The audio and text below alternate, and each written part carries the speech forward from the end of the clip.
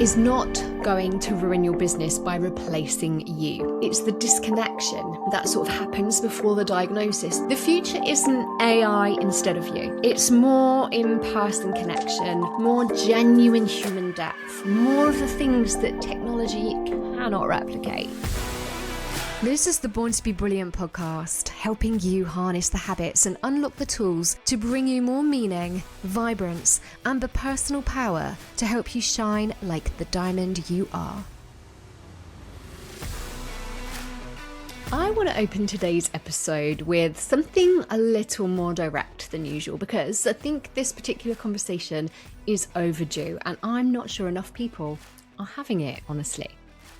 AI is not going to ruin your business by replacing you, but it might ruin it in a way you're not expecting. And I want to talk about that today because I'm seeing it happen in real time, every single day, in the content landing in my feed and my inbox.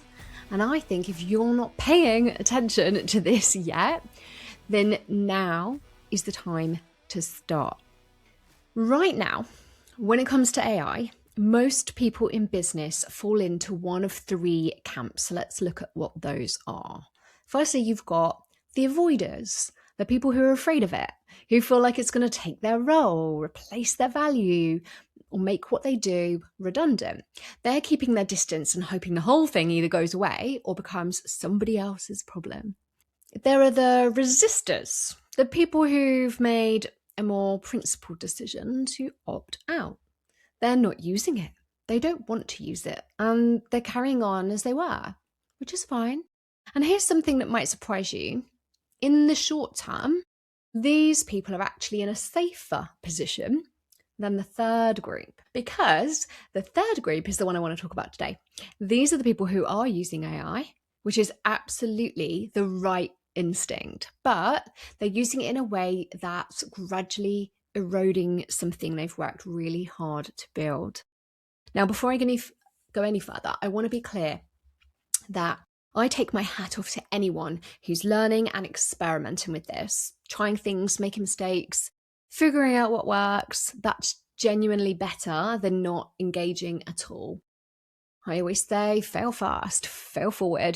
That's the approach that builds real capability over time. The issue isn't the willingness to try. Okay, the issue is a specific mistake that a lot of people are making without realizing the cost of it. So what's actually happening? I want to share something that happened actually the morning of when I decided that this was a podcast that I was going to do because it illustrates this more clearly than any general point could. So I came across a post from somebody I genuinely like and respect. The story in it was really real. It was theirs. I could tell it was theirs. The idea behind it was genuinely interesting. I could tell they'd sat with it, thought about it, fed their thoughts and their experience into whatever tool they were using, but the concept was completely authentic, which is good. And the writing that came out the other side was absolutely nothing like them. I noticed it instantly. And not because the writing was bad. In fact, it wasn't bad at all. It shouldn't be, should it really? It was actually really sophisticated and polished in a way that's quite specific, using language structures and patterns that are recognizable if you know what you're looking for. Once you see them, you can't unsee them. But the problem wasn't the quality of the writing. It really wasn't. The problem was that I, the consumer of that content, detached. It was the moment I recognized the pattern, it just shifted something in me in terms of how I was then reading it and consuming it. So I stopped feeling connected to the person. The words kept coming, but they then began to feel hollow, like a really good translation of something that had originally been said in a completely different language. Maybe you felt this too. I feel this a lot. I see this a lot. And if you're a really good writer, it's difficult because sometimes it means you almost want to dumb down what you're writing just so that you know it's coming across authentic. So the thing about that hollowness, that's the best word I could use to describe it. You don't always consciously identify it as AI, sometimes you just find yourself reading with less engagement, scrolling past sooner, or absorbing less or caring less about it. It's the disconnection that sort of happens before the diagnosis. A lot of people won't even diagnose it. There may be people listening thinking, well, yeah, but most of my audience aren't that clued up. They won't know. They don't have to know to feel this disconnection. Once it happens enough times with a particular person's content, you just stop reading them altogether. You start thinking, well, there's no point. I'm not opening that email from them because I know it's going to be the same. Now, that's the reputational risk. It's not a dramatic moment where your audience turns on you. It's like, shush. I've got a pup on my lap. So for those of you listening that can't see, if there's a little noise, it's because he's seen something. But yeah, it's not a dramatic moment. It's not a thing everyone just turns on you and walks away. It's gradual. It's like invisible erosion of the thing that makes people like most want to read your work in the first place, which is that feeling that there's a real human on the other side of it. And that's the magic. So the mistake, when it happens, almost always comes from the same place. Someone takes the right first step. They bring their idea, their story, their thinking, and they put it into the tool. And then they take whatever comes out and they post it straight without going back in and like making it theirs. Maybe they read it through, but they're not doing enough. They're going, ooh, that sounds really, really good. Or amazing, this AI tool has just really helped me to get those words organized and get them together. And then they're like, brilliant, post. The reason that that's a problem is that large language models, even really good ones, write in a way that you and I just don't. They've got particular patterns, particular rhythms, particular ways of building sentences that are recognizable once you've seen them enough times. The untrained eye might not spot it yet, but audiences are wising up faster than most people realize. And in the meantime, the more perceptive people in your audience, the ones you probably most want to keep, are already noticing. The other piece of this is about how you're using the tool itself. So if you're using any large language model in its basic out-of-the-box state, you're essentially asking a very sophisticated search engine to write things that sound like you.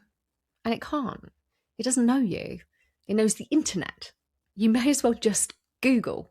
The difference between a trained, customized model that knows your voice, your stories, your way of thinking, and your specific audience, and generic like LLM, a large language model, that's producing sophisticated but generic output. That's the difference between content that sounds like you and content that sounds like a very articulate version of, well, no one in particular. Or everyone, as the case may actually be. I won't anymore, and I've played with all the AI, but I won't use any AI tool for content unless it's been properly trained and customized in detail. That takes time, but the time you put into that setup pays back every single time you use it, because the output starts as something that's genuinely yours rather than something you then have to go back and humanize from scratch. We're all sort of picking up AI tools as a shortcut right now, right? You're like, this is quicker, this is faster. It's not faster if you have to go back and do a million edits because it just sounds nothing like you. So if you're editing and no, and correcting it and going back, it's really not speeding you up. So put that time into customization and you're going to get something far better. That's when the speed comes in. I want to be equally clear about what I'm not saying here. I'm not saying you should write everything yourself. That's not realistic anymore. It's not efficient. And frankly, it's not the best use of your time or your energy. The volume of content that businesses need to produce right now across all the channels and formats and frequencies that actually move the needle is simply not achievable by one person working on their own without any leverage. And unless you have huge budget for a huge team, this is just not something you can do as a one person or small team. AI used well is that leverage. And used well means something specific. It means the thinking is yours. The stories are yours. The angle, the perspective, the voice, all of that starts with you.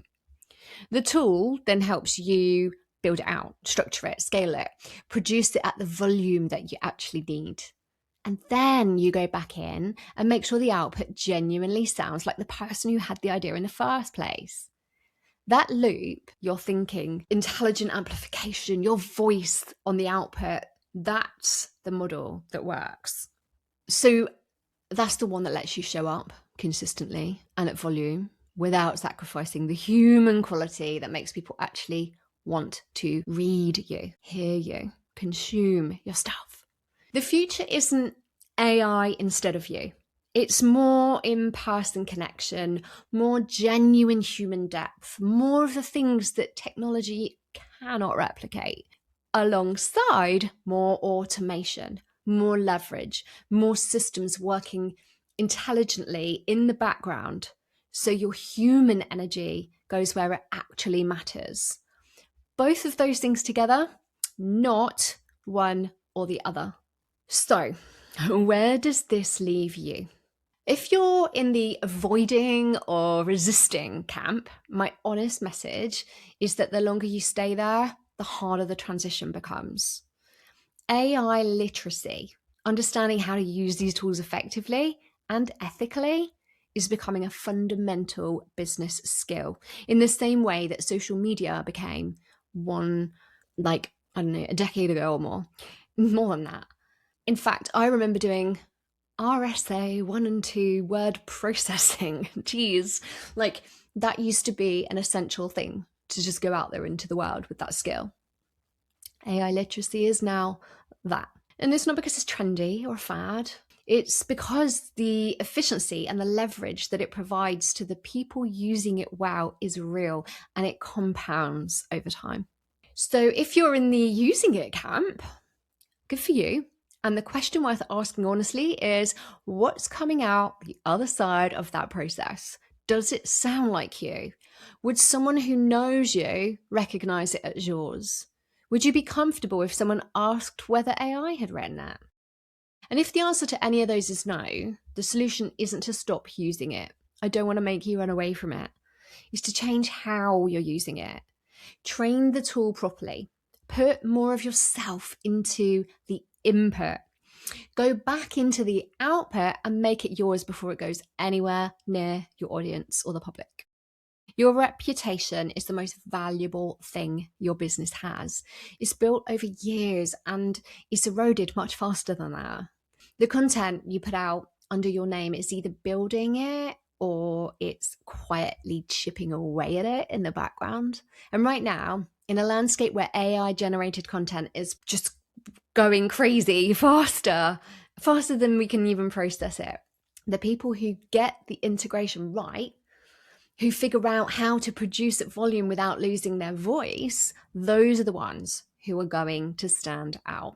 This, by the way, is precisely what we're building inside the AI Business Accelerator in eSchool.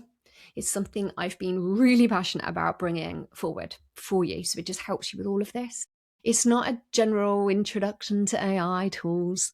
It's a specific practical training in how to use AI in a way that amplifies your voice rather than replacing it. How to set up properly trained, customized workflows that produce content that actually sound like you, and how to integrate the technical leverage within the systems and have the human depth that makes your work worth reading and consuming. You can literally use this to kit yourself out with what feels like a whole team's worth of professionals, but also keeping it real and keeping it you. So founding members of eSchool actually get access to this before anyone else. And the details for this are in the show notes. I'd absolutely love for you to be part of this from the beginning. So let me bring this back to the bigger picture, because I think it's worth naming clearly. We are at a genuine inflection point, really, in how business gets done. The tools that are available to us right now would have been unimaginable a few years ago, like Seriously, who even thought? And they're developing faster than most people's understanding of them possibly can keep up. A dog has jumped off my lap. Yeah, and so the people on one extreme, one side of this, dismissing it all entirely, are going to find themselves increasingly behind and lost. It's only going to become a bigger mountain to climb if you put it off. The people on the other extreme, over-relying on it at the expense of their authenticity, are going to find their audiences drifting. The people in the middle, the ones who are doing the harder work of genuine integration, learning, using the tools with real skill and intentionality, that are really like getting the combination of the efficiency of the AI with the irreplaceable quality of authentic human thinking, your thinking. Those are the ones who are building something that actually will last. That's not a prediction. That's what I'm already watching happen daily. It's exactly the territory that eSchool is being built to help you navigate. So thank you for being here today. I really hope this episode has resonated. I'm sure it has. How can it not? Share it with somebody who's currently in one of these three camps and who needs to hear it. The show notes have everything you need to get involved with eSchool right from the start. So I really hope to see you there, and I will catch you next week. And with that, we wrap up May. We've had some really great episodes throughout May, and I will love to see you subscribed, please, so you don't miss what's coming up. There's some more amazing stuff coming up to serve you. Until then, you were born to be brilliant. Don't let anyone or anything convince you otherwise. I hope you enjoyed this episode, and remember, go out there and shine your light bright because you were born to be brilliant.